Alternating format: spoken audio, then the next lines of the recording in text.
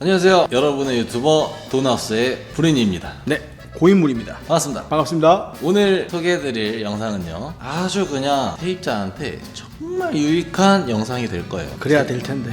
제목에서 말씀드렸다시피 집 계약 시 임차인이 모르면 손해보는 무조건 알아야 되는 그런 조건에 대해 말씀드릴 건데, 대여섯 가지가 있잖아요. 저희가 이번에 말씀드릴 거는 뭐 그 정도인데 뭐 더 있을 수도 있고요. 붙이기 나름이니까. 제가 준비한 거는 한 대여섯 가지 됩니다. 가볍게 먼저 말씀드리자면, 애완동물 키우는 집이 너무 많아요. 그렇죠. 그렇기 때문에 혹시나 애완동물을 키우다 보면 도배장판이 손상이 가거나 그렇죠. 그럴 때가 있잖아요. 그럴 수도 있죠. 그러면은 도배장판을 다시 해줘야 된다. 이게 사실 특약사항에 만약에 없으면 네. 안 해줘도 되는 거잖아요. 그건 사실 특약상이 없어도 훼손 정도에 따라가서 임대인이 나갈 때 꼼꼼하게 확인해서 요구를 하면 해줘야 돼요. 특약상이 없어도. 훼손 정도에 따라서 조금 차이는 있겠지만, 많이 훼손된 경우에는 누가 봐도 이거는 그렇다 하면 특약상이 있든 없든 걸 해줘야 돼요. 그러면은 강아지나 고양이 때문에 그 벽에 스크래치가 난다면, 그렇죠. 그럼 그것도 다 해줘야 되나요? 스크래치 정도에 따라 다르죠. 특약사항에 만약에 안 적어놨다면 스크래치란 단어가 적합하지 않을 정도의 규모다 이러면 해줘야 돼요. 단어 그대로 스크래치 정도라면 해달라고 해도 저희가 그런 거 아닌데요, 그 가구 옮기다가 이사하다가 그런 거니까 이해해주세요 하고 서로 좋게 얘기로 끝낼 수도 있죠. 스크래치 이상이다 그러면 원상복구를 해줘야 되죠. 기본적으로 부동산 임차는요, 원상복구의 개념이 기본적으로 있어요. 그 부분은 임차인이 그래서 집을 깨끗하게 써야 돼요. 대신 그 집에 원래 되어 있던 시설들, 보일러, 수도, 전기 배선, 상하수도, 이런 부분에 있어서 만약에 불상사가 일어났다 그러면 사용한 사람의 잘못, 머리카락을 뭉탱이로 한꺼번에 하수구에 넣었다, 또는 뭐 휴지를 뭉탱이로 한꺼번에 넣어가지고 막혔다, 내가 우리 집 한겨울에 영하 10도 되는 한겨울 날씨에 창문을 다 열어놔갖고 수도가 다 얼었다, 그런 임차인의 특별한 실수나 잘못으로 인하지 않은 경우에는 다 임대인이 책임져야 돼요. 원래 집에 있던 거에 대한 고장이라든지 뭐 훼손이라든지 이런 거에 대해서는 임대인이 임차인이 살 수 있게끔 해줘야 되는 게 기본적으로 부동산 계약 시에는 들어가 있고요. 반대로 임차인이 쓰다가 훼손한 부분에 대해서는 임차인이 원래 상태와 비슷하게는 해줘야 된다는 게 기본적으로 돼 있어요. 작은 스크래치라든지 생활하면서 한 4년만 살아도 벽지 색깔이 조금씩 변해요. 특별히 내가 뭐 커피를 쏟거나 그러지 않았는데 두 번 연장해서 6년 살았다. 6년 사는 동안 벽지 색깔이 원래는 하얀색이었는데 약간은 금빛으로 바뀌었다 라고 해서 이걸 다 원상복구해라, 이거에 대해서는 거부할 수가 있죠. 근데 만약에 특약사항에 무조건 원상복구한다라는 특약을 넣거나 도배 장판은 다시 어느 정도 변색되거나 스크래치 나거나 했을 때 전체 바꿔줘야 된다라는 특약사항을 넣을 경우에는 얄짤없죠. 와, 그러면은 임차인이 참 불리하죠. 임차인이 네. 진짜 불리한 그래서, 그런 내용이네요. 네, 그래서 그런 특약사항은 절대 넣으시면 안 됩니다. 그리고 애완동물 얘기가 나왔잖아요. 요즘에는 애완동물 소독비라고 특약사항에 넣는 경우가 많아요. 소독비 되게 많이 넣어. 2년 전부터 약간 유행처럼 번지기 시작하고 있거든요. 근데 제가 개인적으로 생각했을 때는 이건 좀 말이 안 돼요. 소독을 해야 할 정도라면 차라리 애완동물은 받지 마시던가. 소독 비용이라는 게 사실은 천차만별이거든요. 어느 정도 소독하느냐에 따라서 비용도 천차만별이에요. 강아지의 모든 것들이 다 소독을 해야 될 정도로 안 좋은 게 아니란 말이에요. 그렇죠. 애완동물이란 건 사람과 함께 사는 동물이에요. 해충이 아니에요. 그런데 소독을 해야 될 정도의 대상으로 본다면 그거는 아예 자기 집에 들이지 말게 해야 돼요, 임대인 입장에서는. 아니, 어느 집은 소독비 20만 원 받고, 그렇죠. 어느 집은 뭐 50만 원 받고, 그렇죠, 이러더라고요. 그렇죠. 맞아요. 사실 세입자한테는 부담스럽거든요. 그렇죠. 같은 평수라도 금액 차이가 굉장히 크고, 뿐만 아니라 소독이라는 건 질병을 유발하거나 굉장히 안 좋은 데 쓰는 게 청소가 소독이잖아요. 그렇죠. 집주인 입장에서는 사실상 욕심 부리는 거거든요. 내가 애완동물 키우는 임차인도 그런 사람들도 받아서라도 내가 빨리 임차인을 맞추고 싶은데, 동물 키우니까 그 동물에 대한 소독 싹 해놔 나갈 때, 그러니까 다음 임차인 동물 안 키우는 사람 들어와도 깨끗하게 들어올 수 있지. 이건 굉장히 임대인의 일방적인 욕심이에요. 애완동물 키우는 사람도 들어와서 살아도 된다고 허락해줬잖아요. 그렇죠. 그러면 자기가 소독을 하든가 다음 임차인을 위해서, 또는 소독비가 아까우면 다음 임차인 또 애완동물 키우는 사람을 하든가. 애완동물이라는 것 자체가 뭐 벽지를 훼손다든가 똥오줌을 아무 때나 싸는 애완동물이 그 집에 살면 6개월만 지나도 티가 나요. 바닥이 들뜨고 변색되고 그래요. 그런 경우에는 원상복구를 요청하는 건 맞죠. 근데 그렇지도 않고 이 작은 애완동물 한 마리가 깨끗하게 잘 살고 나가는데 애완동물이 살았다는 이유만으로 소득을 요구하는 건 그건 굉장히 이기적인 욕심이에요. 그래서 그런 거는 합당하지 않은데 조그만한 15평짜리 집에 10평, 15평짜리 집에 큰 대형견을 두세 마리 키우는 사람들 같은 경우에는 소득은 아니더라도 뭐 복구할 게 반드시 발생될 겁니다. 15살 넘은 아이들이 아니라면 대형견들은 반드시 활동량도 있을 거고 털 빠짐도 있을 거고 소대변 양이 크기 때문에 100% 야외, 실외 배변을 하지 않는 아이들 같은 경우에 그 양과 냄새들이 장난 아니기 때문에 그런 경우에는 정도에 따라 차이를 좀 둬야 하는 경우도 있어요. 근데 소형견 한두 마리 키우는 집이 배변도 잘 가리나 그런 우리 동물들 아이들 같은 경우에는 사실상 그런 아이들이 살다가 나갔다는 이유만으로 소득비를 요구한다는 건 그건 좀 너무했다고 저는 생각합니다. 그래서 이런 특약사항은 넣지 마세요. 절대 넣지 마세요. 이런 특약사항을 넣으려고 하는 만약에 집이다 그러면 웬만하면 다른 대안의 집을 찾아보시는 걸 추천드립니다. 집 월세 있잖아요. 네네. 월세를 선불로 내는 집이 있고 네. 후불로 내는 집이 있더라고요. 네, 그렇죠. 어떤 게 세입자한테 유리한지. 부린이 같은 경우에는 월세집 살아보셨어요? 네, 살아봤죠. 어떻게 냈어요? 저는 선불로 냈던 것 같아요. 왜 선불을? 아니 뭐 그냥 뭐 집주인이 그렇게 원하시더라고요. 그래서 선불로 냈는데 뭐 선불이랑 후불이랑 그렇게 차이가 있을까요? 참고로 저는 월세 낼 때 부동산 일을 하기 시작하면서 절대 선불로 안 내요.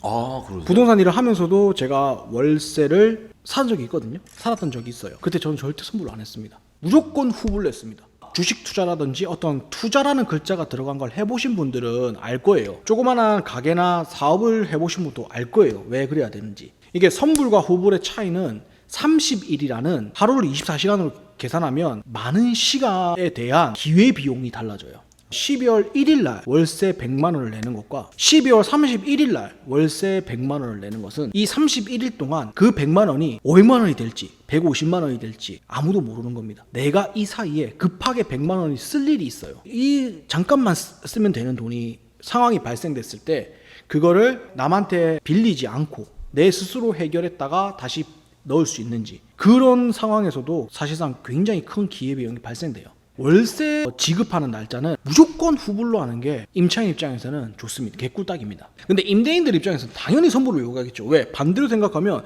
임대인들은 이미 지금 투자를 하고 있는 사람들이에요. 부동산 투자를 이미 하고 있는 사람들이기 때문에 그거에 대해서는 누구보다 잘 알고 있는 사람들이 확률이 높아요. 그렇기 때문에 그런 분들 같은 경우에 당연히 선불로 받기를 원하죠. 임차인이 들어오자마자 나한테는 보증금이나 목돈과 함께 고정수입 월세가 함께 들어오는 거예요.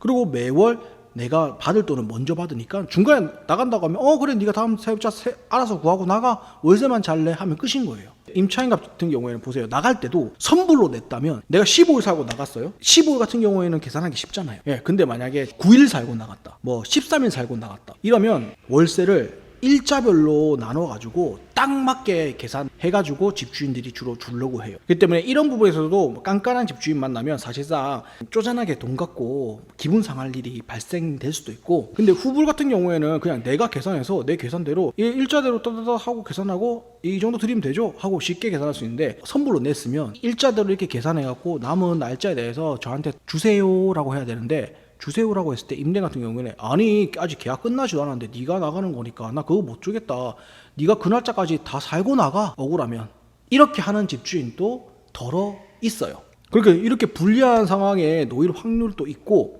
거기다가 내 개인적으로도 그 금전이 가져다주는 기회비용을 포기하면 안 되기 때문에 무조건 후불로 월세는 하는 게 좋으신 거예요. 입주 청소는 도대체 누가 하는 거예요? 세입자가 하는 건가요? 아니면 임대인이 하는 건가요? 목마른 사람이 우물을 찾잖아요. 그렇죠. 네, 목마른 사람이 하는 겁니다. 하고 싶은 사람이 하는 거다. 그렇죠. 만약에 우리 집이 지저분해갖고 잘 안 나가요. 그러면 입주 청소를 임대인이 먼저 제시를 하거나 미리 해놓을 겁니다. 그래서 보통 집 보다 보면 청소 다 돼 있는 공실이 있는 반면에 청소가 하나도 안 돼 있는 공실이 있어요. 청소가 하나도 안 돼 있는 공실 같은 경우에는 임대인이 둘 중에 하나입니다. 게으르거나 여유가 있거나. 여유가 있어갖고 임차인이 그냥 굳이 빨리 안 와도 돼, 놔뒀다가 임차인이 뭐 살고 싶다 하면 뭐 계약서 쓰고 세 주는 거고, 아니면 뭐 그대로 놔둬 그냥. 아유, 난 여유가 있어. 난 빨리 돈이 필요하고 임차인이 빨리 들어왔으면 좋겠는데 돈도 없고 귀찮아. 돈이 없으면 직접 가서 청소하면 되거든요. 그래서 돈이 없어서 청소 못하는 거는 사실 이유가 안 됩니다. 임차인이 들어왔으면 좋겠다는 사정이 급한 분들은 입청소를 해준다고 얘기해요. 아니 그러면은 그 퇴실 청소는요? 퇴실 청소 같은 경우에는 보통 입주 청소를 해줬으면 퇴실 청소를 당연히 요구를 하겠죠. 근데 입주 청소 해준 임대인이 퇴실 청소를 요구 안 한다. 그럼 그 사람은 천사입니다. 그러면 입주 청소와 퇴실 청소는 네. 그냥 협의 사항일 뿐이네요. 그렇죠. 의무사항은 없고 뭐 법으로 정해진 건 없습니다. 입주 청소는 이제 목이 마른 사람이 하는 거고, 퇴실 청소는 당연히 임대인 쪽에서 요청하겠죠. 저는 그 월세 살 때 입주 청소, 퇴실 청소 다 제가 했거든요. 임차인인데? 네. 이야, 천사네요, 천사. 이런 천사가 있습니다, 간혹. 이런 분들이 집주인 되면 어떻게 할 거예요? 받아야죠. 그러면 천사는 아니고 멋모르고 불인이니까 모르니까 이렇게 한 거고. 아까 당했다는 생각이 갑자기 드네요 지금. 그러니까 내가 입주 청소를 이제 하잖아요. 그러면 더러운 상태에서 내가 들어간 거예요. 그럼 그 상태를 그대로 유지만 시키면 되는 거예요. 예. 근데 내가 깨끗이 청소했잖아요. 네. 예. 그러면 좀 더럽히고 나가더라도 그 전에 내가 들어가기 전에 영상을 찍어두거나 증거만 있으면 굳이 퇴실 청소를 할 필요는 없죠. 그 증거가 없을 경우에는 임대인이 너 와 이렇게 집을 더럽게 썼어 이렇게 하면, 그러니까 청소하고 나가 하면 몰라요, 나 원래 들어올 때부터 이렇게 돼 있었어요. 증거는 없지만 아시잖아요 원래 들어왔던 거. 그래서 제가 입주 청소 다 했는데 난 모르겠는데 내가 봤을 때 깨끗했는데? 라고 해버리면 분쟁이 일어나겠죠. 그런 분쟁을 별로 안 좋아하시는 편이라 다 하신 것 같은데, 사실은 증거만 있으면 분쟁이 일어날 것도 없어요. 그래서 미리 다 이제 입청소하기 전에 찍어놓고 청소하고 난 후에 찍어놓고 그게 좋아요. 내가 입청소 다 했고 그 전에는 이렇게 더러웠기 때문에 난 요 상태 요대로 나가는 겁니다 라고 하면 할 말이 없죠. 그 구독자 여러분들은 입주 청소와 퇴실 청소를 동시에 하지 않는 저처럼 되지 않기를 그렇죠. 바랍니다. 아마 불인이들 중에서는 반드시 똑같이 하신 분 계실 거예요. 네. 저는 당연히 제가 해야 되는 줄 알았거든요. 네. 근데 이게 아니었다는 거. 네. 그러니까 주로 여유가 있으신 쪽이 임대인들이 많아요. 임차인들은 집을 구하다가 고민하다가 이제 기한이 얼마 안 남았을 때 결정을 어쩔 수 없이 해가지고 그나마 마음에 드는 집에 들어가는 경우가 허다하거든요. 그러신 분들 같은 경우에는 그나마 마음에 드니까 어떤 집이겠어요. 청소가 깨끗하고 깔끔하고 이런 집이면 좋겠지만 사실 새 집도 청소해야 돼요. 그렇죠. 그죠. 근데 다른 사람들이 살고 나가서 그 사람이 퇴실 청소를 했다 손 치더라도 그동안 그 집을 보러 왔다 갔다 한 사람들도 있을 거고, 그냥 빈 집이면 아무도 청소를 안 하면 사실상 먼지가 쌓이게 돼 있어요. 눈에 안 보이더라도 먼지 쌓이기 때문에 청소는 해야 되거든요. 그렇기 때문에 임차인들이 주로 하시는 경우가 많아요. 그러니까 퇴실 청소까지 특약사항에 임대인이 넣으려고 한다. 퇴실 청소는 제가 할 테니까 입주 청소 해주세요 라고 요청하세요. 지금 현재 청소 안 돼 있는 상태니까 퇴실 청소는 못 하겠습니다. 그게 맞는 거 아닐까요? 이렇게 다이렉트로 말씀하셔도 되는데 중개사님한테 그렇게 말씀하시면 중개사님이 중간에서 조율을 해드릴 거예요. 계약서 작성할 때 정말 세입자한테 꿀팁이 있다고. 요거는 약간 꿀팁이라기보다는 조금 정석은 아니에요. 네. 어떤 거냐면 특약상에 집 살다가 하자를 발견할 시 기한을 정해둡니다. 일주일이면 일주일, 2주면 2주, 길게 잡으면 한 달. 그 기간 안에 이 하자에 대해서 반드시 해결해 줄 것. 만약 해결해 주지 않고 기한을 넘길 경우에는 그 즉시 보증금 반환하고 이 집에 나갈 수 있게 해 줄 것이라고 특약사항에 적어 놓으면 어떤 상황이 일어나냐. 나는 이 집에서 나갈 생각이 없긴 해요. 근데 이렇게 특약사항을 적어 놓으면 집주인한테 협박을 할 수 있습니다. 보통 보면 집주인들이 얘기했지만 보증금이란 돈이 쓸 데가 있기 때문에 보증금을 받으시는 분들이 꽤 많아요. 1,000만 원 이하는 혹시라도 월세 못 줄 경우에 대비해서 받는 돈이지만, 보증금이 월세든 전세든 1,000만 원 이상이 되면 그 돈은 목돈이 어느 정도 필요하신 분이기 때문에 1,000만 원 이상의 보증금을 받으려고 하시는 분들이세요. 근데 그렇기 때문에 그 정도 1,000만 원 이상 되는 보증금 같은 경우에는 지금 당장 내놓으라고 하면 못 주는 집주인들이 허다해요. 왜냐하면 다 돈을 돌리고 있기 때문에. 그렇죠. 그걸 또 생돈 1,000만 원 이상 내주려고 하면 굉장히 손해보는 느낌이 들어요. 그래서 있어도 안 주시는 분들 많아요. 다음 임차인 무조건 맞추면 내 돈 안 나가고 해결할 수 있는데 왜 내가 내 생돈을 지금 당장 줘야 되지? 라는 개념이 집주인들은 대부분 있기 때문에 그 점을 살짝 활용하는 겁니다. 이용하는 게 아니라 활용해서. 이용 아닌가요? 아닙니다. 이용 아닙니다. 이거 활용입니다. 이거 활용해서. 예, 활용해서. 활용해가지고 또 덥네. 활용해서 협박을 하는 겁니다. 이제 특약사항에 협박이요? 그러니까 대놓고 다이렉트 얘기하면 협박 맞죠? 아니. 어쨌든 하자 발견될 경우에 이 하자를 기한을 특약사항에 정확하게 기입한 후에 만약에 예를 들어 2주다. 2주 안에 해결하지 않을 경우에 그 즉시 보증금 반환해주고 이 집에서 나간다 라는 특약사항이 있으면 특약사항에 계약서에 적힌 거 아시죠? 지금 며칠 남으셨는데 이거 어떻게 해결해 주실 거예요? 라는 질문만 해도 집주인들이 받는 압박은 상당합니다. 사실 집주인들이 우리 보일러 고장났어요. 보일러 고쳐주세요.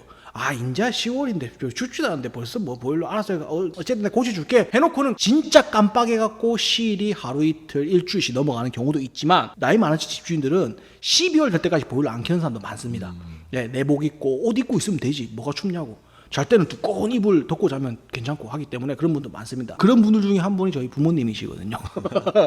그래서 그런 분들도 많기 때문에 그런 분들 입장에서는 지금 당장 급하게 안 고쳐줘도 된다고 생각하세요. 그러다 보면 어느새 한 달이 지나 있습니다. 저 특약사만 딱 있으면 집주인한테 한 번만 말해도 집주인이 각인을 합니다. 한 귀로 듣고 한 귀로 흘리는 게 아니라 한 귀로 듣고 뇌에 맴돌고 있습니다. 이거 2주 후 저 보증금 이렇게 됩니다. 그러면 신경을 안 쓸래야 안 쓸 수가 없고 당연히 기한이 조금 오버되더라도 많이 오버되지 않게 되기 때문에 특약사항에 적어놓기만 하면 되는데 사실 솔직히 말씀드려서 저런 걸 적어주는 임대인 같은 경우에는 적을 필요도 없이 해주는 좋은 임대인이고 넣을 수 있으면 넣는 게 진짜 아주 꿀팁이라고 할 수 있지 않을까요? 맞습니다. 맞는 것 같아요. 네네. 저도 다음에는 꼭 넣는 거예요. 요새 일 많죠. 근데 아직까지도 많은데 전세 사기. 네, 맞죠. 전세 사기 당하신 분들이 너무 많아서 그렇죠. 살짝이라도 정말 조금이라도 안 당할 수 있게끔 조금 도와줄 수 있는 특약사항이 없을까라는 저희가 이제 생각을 하다가 한 가지가 있어서 네. 이거 뭐 전세 사기라는 게 사실은 조직적으로 했을 경우에는 그게 나라에서 정했어요. 사기라고. 근데 기본적인 전세 계약은 전세금을 못 받을 리스크, 위험을 안고 하는 계약이 기본적인 전세 계약이에요. 그래서 전세 계약을 하면 임차인은 2년 후에 내가 넣어놨던 보증금을 고스란히 받을 수 있는 권리가 생기는 거예요. 아무런 버리는 돈, 이자라든지 뭐 월세라든지 그런 걸 안 내고 그렇게 사는 이유가 만에 하나라도 집주인이 망하면 내가 지금 살고 있는 그 집만 남긴 채 쫄딱 망했어요. 집주인이. 그러면 전세금을 못 받을 수 있어요. 예전부터 그래 왔고 이게 사기는 아니에요. 단 그럴 경우에 그 집은 남아 있잖아요. 그 집을 경매에서 낙찰받을 수 있는 최우선권이 임차인한테 1차적으로 있어요. 무작정 임대인이 전세금 사정이 힘들어서 전세금 못 돌려준다고 해서 그게 무작정 전세 사기는 아닙니다. 사기라는 건 우리나라에서 정했거든요. 조직적으로 뭐 수십 채 수백 채를 전문적으로 투자자 뭐 이렇게 다 갖춘 후에 그렇게 대량으로 했을 때 그럴 때 그거는 사기다 사실은. 하지만 뭐 집 한두 채 갖고 있는 사람이 전세를 우리 집을 줬는데 내가 힘들어져서 2년 후에 돌려줄 돈이 없어요. 그럴 경우에는 전세 임차인이 살고 있는 그 집을 경매에 넘길 권한이 있기 때문에 경매에 넘겨서 최우선적으로 우선은 낙찰받을 수 있어요. 싸게. 옛날부터 우리 전세 계약은 그렇게 해왔고 전세 계약에 문제가 될 경우에 그런 식으로 해결이 해왔어요. 아니면 민사소송을 걸어요. 나는 이 집에 살 마음도 없고 더 이상 매매하기도 싫다. 경매 아무리 싸게 나와도 나 이 집을 매매하기 싫다. 그럴 경우에는 임대인 명의로 되어 있는 모든 재산에 대해서 민사소송을 걸어가지고 압류를 할 수 있어요. 현금 자산이든 부동산 자산이든 유동 자산이든 전부 다. 차라든지 그 집안에 있는 압류 알죠? 빨간 딱지 붙이는 거. TV, 가구, 뭐 소파, 식탁, 뭐 컴퓨터 다 붙이잖아요. 그런 것처럼 내가 압류를 할 수 있어요. 그런 식으로 해서 내가 준 전세금을 다 가지고 올 수 있는 방법이 있을 뿐이지 법적으로 전세금을 못 돌려줬다고 해서 그게 전세 사기는 아니에요. 이런 개념에서 봤을 때 여기서 진짜 근데 위험한 게 어떤 거냐면 전세 임차인을 넣고도 근저당을 받거나 근저당을 말소하지 않고 그대로 두는 경우에 이런 경우가 일종의 사기라고 볼 수 있어요. 공인중개사는 반드시 이런 부분에 대해서 고지를 해줘야 돼요. 근데 고지를 하지 않는 채 근저당이 있는 상태로 전세 임차인을 드린다. 임대인이 만약에 만세를 불러요. 돈이 없어서. 그럴 경우에 1순위 권리자가 그 집에 대한 1순위 권리자가 임차인한테 있는 게 아니라 그 근저당권을 설정한 곳에 있어요. 그러면 임차인은 어떻게 되냐? 낙동강 오리알이 되는 거예요. 이런 상황을 미연에 방지하기 위해서 나라에서 자격증을 부여해서 네가 임차인한테 잘 고지해줘라 라고 한 게 공인중개사예요. 근데 공인중개사가 이런 걸 고지하지 않고 그냥 계약을 해서 이런 상황이 발생됐다. 거의 사기라고 봐야죠. 근데 이 사기를 입증하려면 또 좀 특약사항에 아무것도 없으면 사실은 사기가 성립이 안 돼요. 전세 임차인도 들어가고 대출도 근저당 설정해서 대출이라든지 아니면 주변 사람들한테 돈을 빌릴 수 있어요. 근데 그만큼 임차인을 보호할 수 없기 때문에 그거에 대해서 고지를 해줘야 되는데 그건 도의적인 거고, 이제 공인중개사는 지금 계약하기 직전까지 되어 있는 것에 대해서는 고지를 해줘야 되지만 계약하고 난 후에 되어 있는 것에 대해서는 공인중개사가 어떻게 해야 없잖아요. 그렇죠. 그렇기 때문에 그 후에 발생된 것들에 대해서는 집주인이 마음대로 할 수 있고 그게 법적으로 불법은 아니에요. 그래서 그렇게 발생된 불상사를 미연에 방지하려면 특약사항에 반드시 전세 임차인, 전세 잔금일로부터 그 이전에 있는 모든 근저당권은 말소하고 그 이후로 전세 임차인이 나갈 때까지 근저당은 더 이상 설정하지 않는다. 특약사항을 넣는 게 가장 안전합니다. 어떤 상황이냐 따라서 누군가를 의무는 다 있지만 그거 누락된 거에 따라서 죄의 경중이 있고, 사실 사기 같은 경우에는 내가 사기당한 돈을 돌려받기가 정말 힘들어요. 그래도 내가 살고 있는 이 집은 그 집주인 명의일 거 아니에요. 그럼 이 집에 대한 권리는 내가 1순위로 누려야 되잖아요. 불상사가 일어나더라도. 그래야지 이 집에 경매 넘겨서 내가 이 집을 사던가, 아니면 이 집에 경매돼서 낙찰 받아간 사람이 이 집 집값을 냈을 때 그 돈을 내가 우선으로 받을 수 있게 만들어야 되잖아요. 그렇게 하려면 특약상에 반드시 전세 잔금일 이전에 모든 근저당은 전세 잔금일 날 말소하고 그 이후로 그 어떤 근저당도 설정하지 않는다 라는 특약사항 2줄 정도 될 거예요. 이를 온전히 지킬 수 있는 기본적인 일종의 대책, 유비무환이라고 하죠. 예, 그 말에 맞게끔 이제 미리 이제 안전장치를 해놓는 거죠. 네, 이렇게 집 계약 시 임차인이 모르면 손해볼 수 있는 조건에 대해서 저희가 얘기를 해봤는데요. 네. 들었을 때 이거를 누가 얘기해주지 않으면 그렇죠. 모를 수 있는 것들이 너무 많았고, 맞아요. 이 영상으로 인해서 구독자분들이 조금이라도 더 알아가셨으면 좋겠습니다. 도움만 되신다면 저는 참 감사합니다. 지금까지 돈하우스를 끝까지 시청해주셔서 정말 감사드리고 모두 부자 되실 겁니다. 부자 되세요. 오늘의 영상 관련해서 여러분들의 생각 댓글로 남겨주시면 더 유익하게 저희가 내용을 찾아서 다시 찾아오도록 하겠습니다. 네, 그리고 꼭 댓글로 남겨주셔야지 저희한테도 도움이 됩니다. 네, 부탁드리겠습니다. 저희 또 뭐 링크나 이메일 또 이렇게 만들 거니까 그쪽으로 연락 주셔도 되거든요. 네. 감사합니다. 감사합니다.